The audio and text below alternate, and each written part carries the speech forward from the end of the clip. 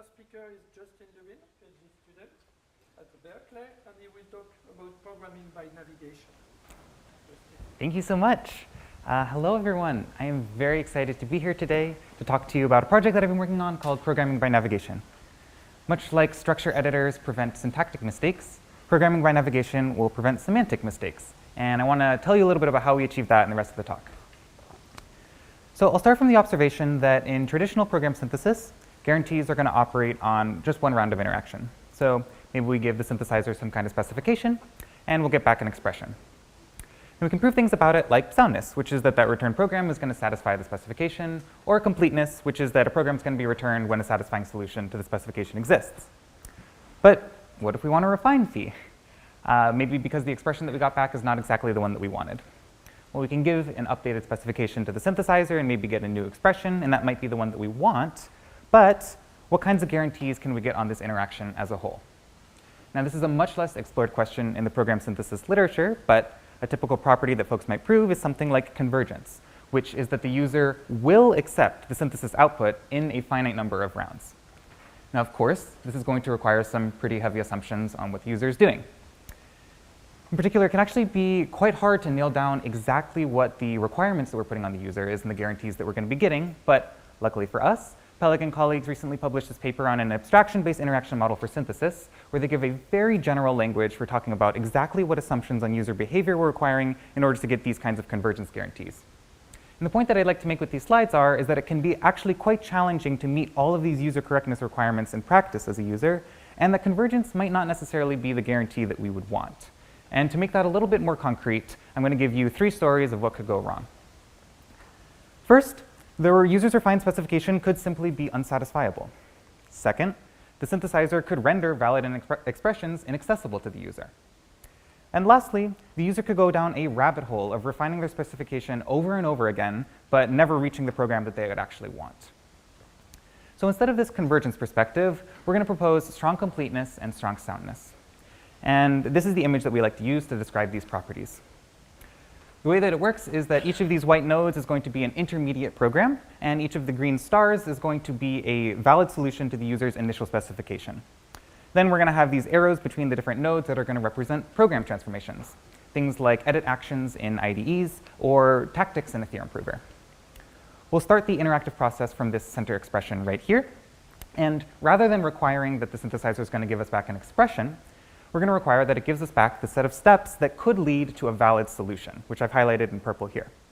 And this is a property that we'll call strong completeness. Additionally, if we take a look at these other steps right here that I've highlighted in gray, we see that if the user were to take any of those steps, they'll enter a part of the program space where they'll never actually be able to navigate to a possible valid solution. Or in other words, that they'll have gone down a rabbit hole.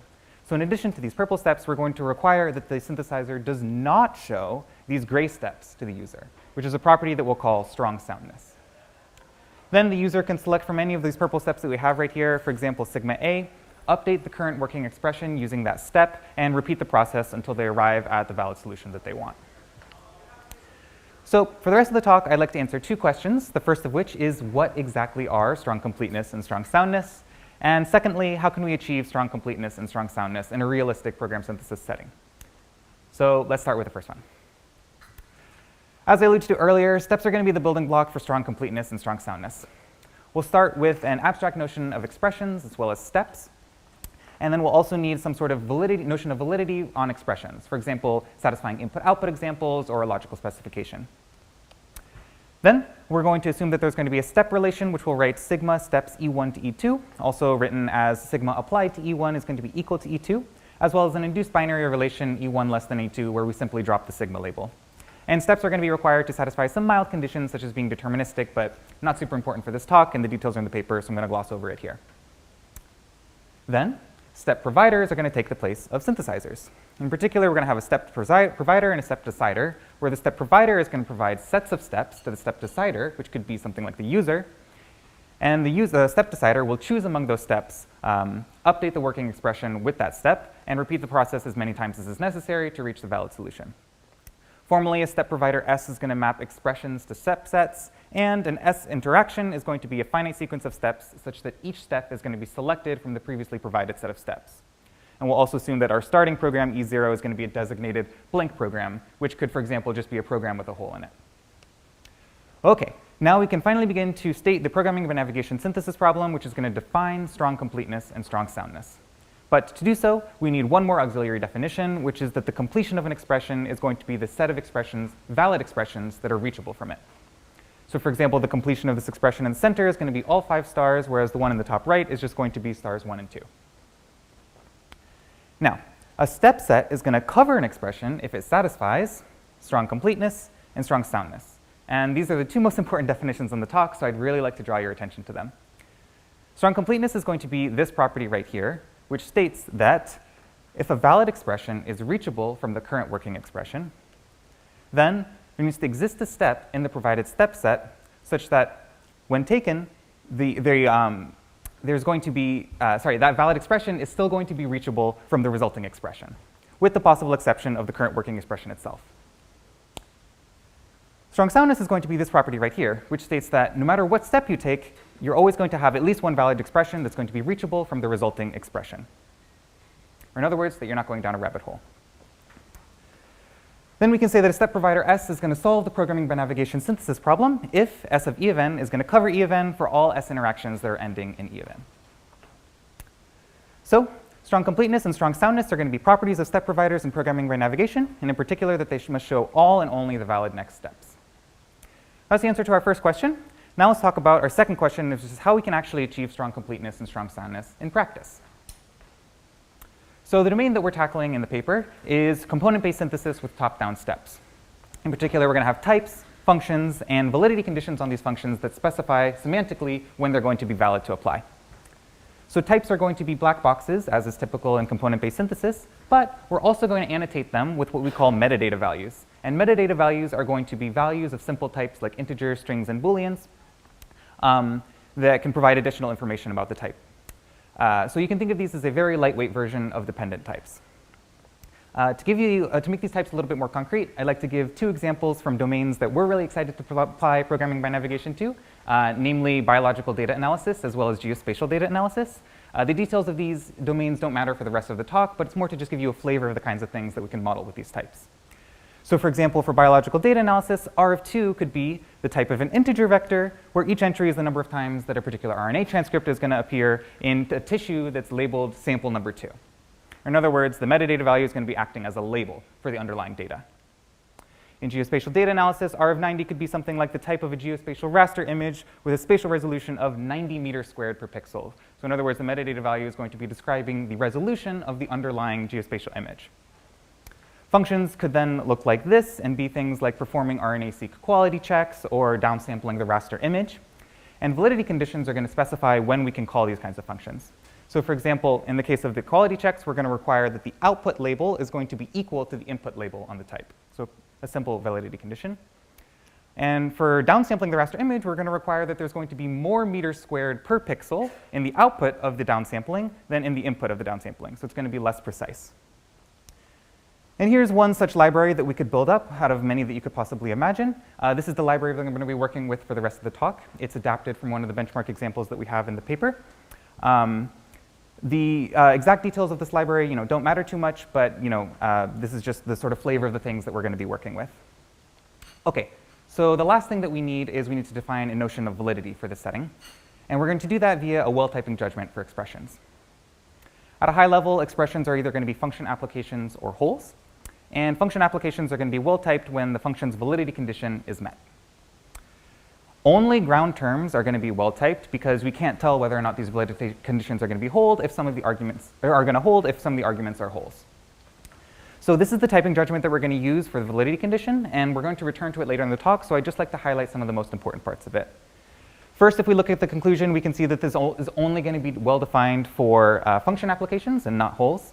And also, I have this superscript v down here, which is just going to be my notation for annotating what the metadata value is on the return type of that function. Next, this premise right here is going to recursively require that all of the arguments are going to be well-typed, and thus that they are all also going to be function applications. Finally, this condition right here is where we get our sort of semantic constraints for our program synthesis problem, which is going to say that the validity condition on the function needs to hold with the metadata values on all of its argument types as well as its return type. Okay, so now let me give you an example of what this would actually look like in practice. We're going to start with some goal type and a blank working sketch right here. And the idea is that the synthesizer is going to need to return all and only the valid next steps. In this particular case, for the library that I flashed on screen earlier, there's actually only going to be one step, which is going to be replacing hole 1 with D of a new hole, hole 2. So the user can select that step, update the current working expression, and now we have a new goal. Now, it turns out that there's actually exactly 2 valid next steps that the user can take, and we're requiring that the synthesizer is going to show that. So we could either select replacing hole 2 with C or hole 2 with B applied to a new hole. And this process can repeat as many times as is necessary. So in particular, just to emphasize, the synthesizer needs to do this part, and then this user gets to choose among these different valid expressions, and they are guaranteed to be sort of complete in the sense that they're not missing out on any possible choices that they could be taking, and they also have the assurance that no matter which of the steps that they take, they're perfectly valid and they're not going to go down a rabbit hole. Okay, so now, how do we actually do this? Okay, so I want to start by saying that we can't just look at the grammar that's induced by the simple types. So I've reproduced this image from earlier, but now I have hole 1 in the middle, and we need hole 1 to be of type D. If we look at this expression of type D above here, we can see that the simple types line up, and structurally it might be able to fit. But if we actually look at the diagram, we can see that there's no valid solutions down that path. And so it would actually be incorrect to show this to the user, even though things look like they might actually line up. So in some sense, we're requiring that the synthesizer knows where all of these green stars are ahead of time before being able to show the correct steps to the user. Okay. So if we need to know where all of these solutions are, maybe we can enumerate them and store them in some sort of trie-like data structure. And that would work really well if we had a small number of solutions that we could enumerate very quickly. But it's very easy to end up in a situation where there's infinitely many solutions, and so you simply can't represent this. In fact, the library that I showed earlier has infinitely many solutions. Also, our benchmarks show that in practice, this enumerative approach doesn't scale well when you have a large number of solutions. So what are we to do?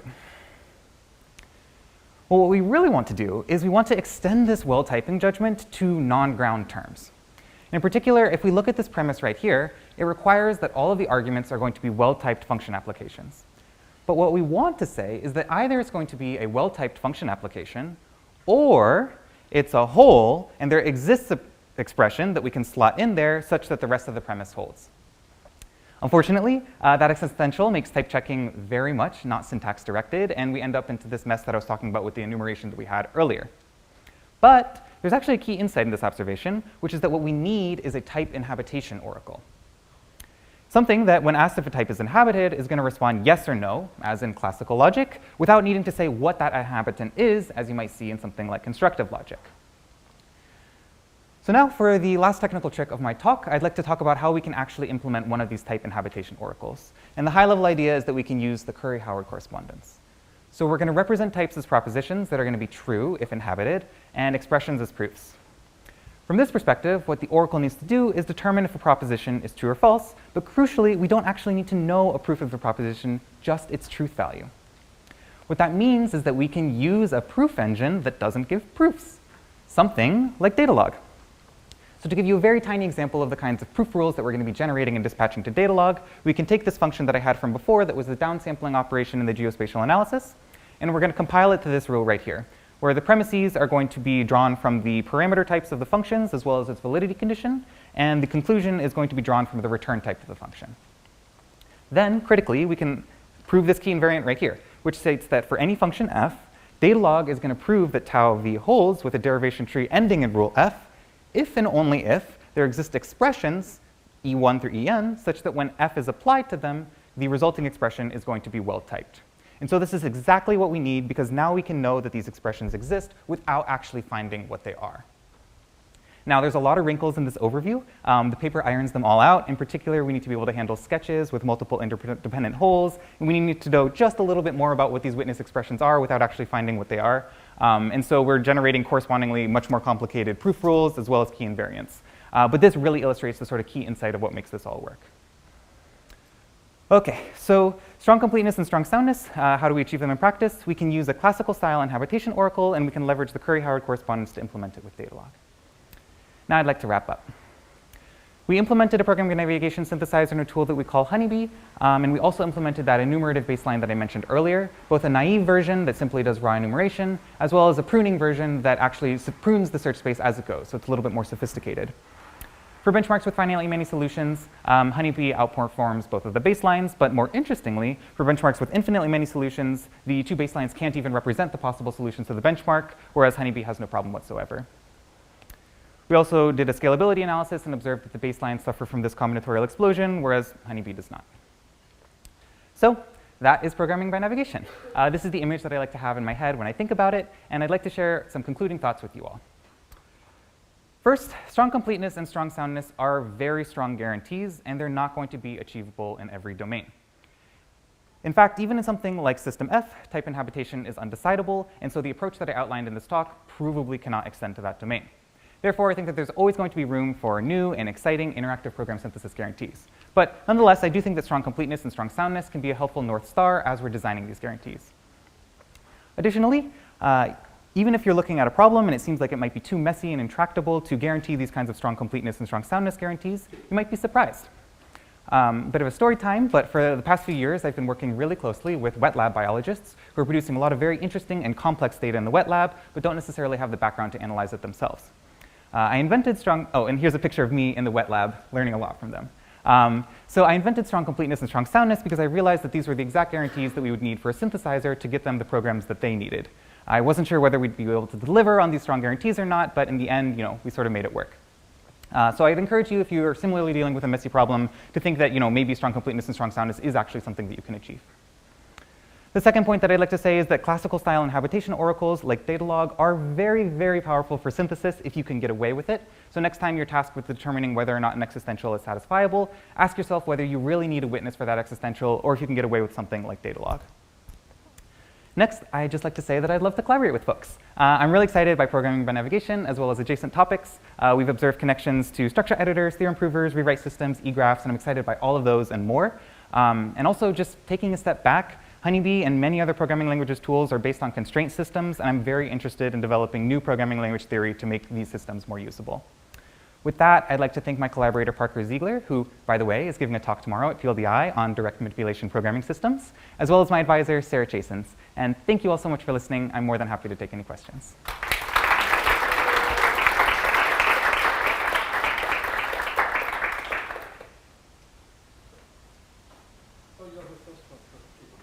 So if I understand correctly, so the one application for this.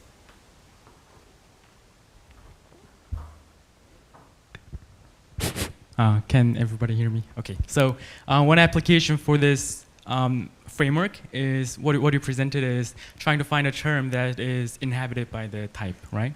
So do you think it can be applied to other synthesis settings where constructing a type may not be plausible? For instance, if you're trying to find a program that manipulates like string synthesis program, but like trying to construct a program that manipulates the string by interactively. So I think it can be adapted to this situation, program by navigation. So can you further extend this work for other settings instead of like type system?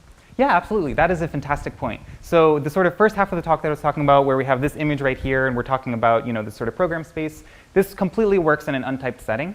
We just define a particular notion of validity that uses a type system, as well as these sort of like metadata annotations on these different types. But there's nothing about the framework that you can't model these sorts of situations, something like a string processing domain. Yeah, I'd be super curious to see like what kinds of oracles or other sorts of things that we could build to achieve those kinds of guarantees for that domain. Thanks. Thanks for the great talk. Oh, thank you.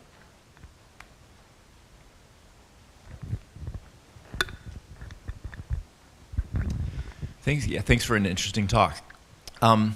So you mentioned classical style inhabitation, but you're using Prolog, which I think every time you run it, it's going to find a solution. We're using, and so that feels very much like constructive.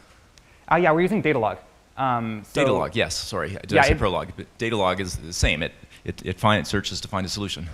Sure. Yeah. So it's going to determine whether or not these like facts are going to be inhabited, but it's not going to give us a proof of those facts. So we're not going to be like extracting the provenance from the Datalog. So yeah, the provenance is a sort of like constructive bit that I was talking about.